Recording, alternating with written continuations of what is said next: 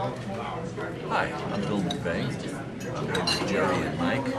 We're getting prepared for a trek on the Missouri River. Of course, you have to start with a very good foundation here. This is not a Mary Poppins show, so we're having a substantial breakfast so that we can endure this thing, because it's no light task at all. It's a measure of our mettle. Yeah, I'm a good metal fan. I'm a metal fan, and I think it is a good measure of metal. Going up the river. Going down the river, because we're going towards the Mississippi. We're going west to east. It's going to be great. We're going to be up on the road today, the river today, and get some information as to how to do this thing. And we're looking forward to the three of us coming out of this thing in that great physical, happy state of mind. Yeah, Larry Peeler. Where you from? From Seattle area. Okay, and why are you here? Well, we just saw us advertised and decided to come and do it. Okay. So it was fun. I'm Dennis Anderson from Redmond, Washington, right near Seattle. Larry and I are here together. We've done some whitewater rafting. We decided we'd try out canoe float. I'm the leader of this pack. No, not really, but I'm going to be the cameraman, so you get to see me now. But that's about it, because I'm going to be shooting. And I just hope we have a really nice time with this. Real Adventures. I'm here, and we're going to be running the Missouri this week. And I'm from Chicago, and this is my second year. Okay, we ready? All right, Mike, I hope you're coming along. I sure am. Looking over a beautiful town. Tell us about the place, Jared, quick. Turn around. The steamboats ended their trip. They couldn't go further west. They ended their trip. They couldn't go beyond this point. So this was the last junction point where the steamboats were able to go on the Missouri River. And as a result of that, they built a town around where the last point was, where they could go with the steamboats. And now they have about 1,000 people that live in the town, or maybe 5,000 people, up to 5,000 people. But and many of the people that are living here are former owners of ranches that sold out and settled in here. That's about all I know right now. Shep lived, and he's a dog that last saw his master in 1936. In August of 1936, he saw his master's body leaving the train station. And and every day thereafter, every morning he would go to the train station, looking for his master.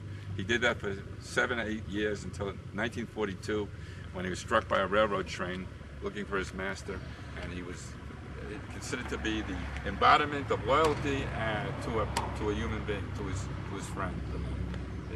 I think he was obsessed, and I think the dog whisperer, Cesar Millan, could have done something about that. Yeah. We're at the side of the banks of the Missouri River, where the last steamboats in the early days, but right after the Civil War, boats of the Union and the South, the North and South came together to settle this place. This was the last place that the steamboats could go. They couldn't go any further west because of the rapids beyond this. So this was the last mark of civilization by coming by a steamboat going from the Mississippi River up to Fort Bend, Missouri River, on the Missouri River. Further west they couldn't travel by steam. The water was bigger, deeper. Grand Union Hotel. This is where all the famous outlaws stayed. The story I heard was that they had a bet in the bar that the one guy could ride his horse up to the second floor before the night watchman caught him. As far as we know, he made it up to the first landing before the night watchman shot him. Shot the man and the horse? Shot the man. The man was on the horse? Yeah. So he never, what was the horse? The horse was trying to save the lady who died? Or something like that? He was climbing the stairs, yeah. There was a bet about that. It was a bet. Did they have poker games here, card games here? Like they always could talk? have. We don't know a whole lot about all of the history. So it's possible they did. There were no shooting, when they fight in the bar where they had two guns, one side guy's fighting another. Exact spot where the horse was, and the owner of the horse was shot right in this spot where I'm standing here. Okay, you want to come down the stairs? What? Come down these famous stairs. I'll come down these famous steps. Okay? This is the famous Fort Benton. This is probably where they had all the gun. They talk about the gunfights in the movies. Could be Yeah. right here. This is a scene though of jovial people coming together, dancing, rather than fighting at a card table playing poker. But at the same, this was the meeting point for miles and hundreds of miles around of the people from the north, the south, the people from the east coming, people from Canada, the mounted police, and all coming down here looking for gold, and not being too successful. But I'm standing here at the monument to my great-great-grandfather, John Moulin, who's, I'm just a product of this guy, All right. you know. What was Everything he? I am, he's responsible for. And what was he famous for? Do you know? Hats. He had the hats. He had the Moulin hat, huh? Right. And I then he see. started a club called the Rouge. The Rouge and okay. Hey, here's another picture of my famous ancestor, John Moulin. And I'm sure you can see the strong family resemblance.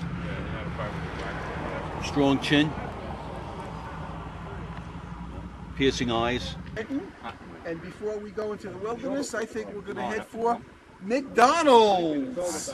Little statue.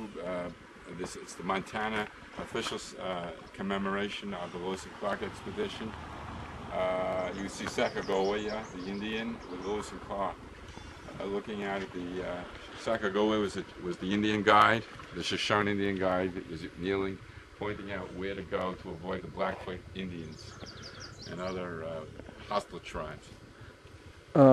That's not exactly true. Okay. She was really there to just keep the peace. And one other thing is that most people didn't know is that Sacagawea only had 4 toes. So this monument is not correct. She had 4 toes on each foot. Is that right? Yes, it is.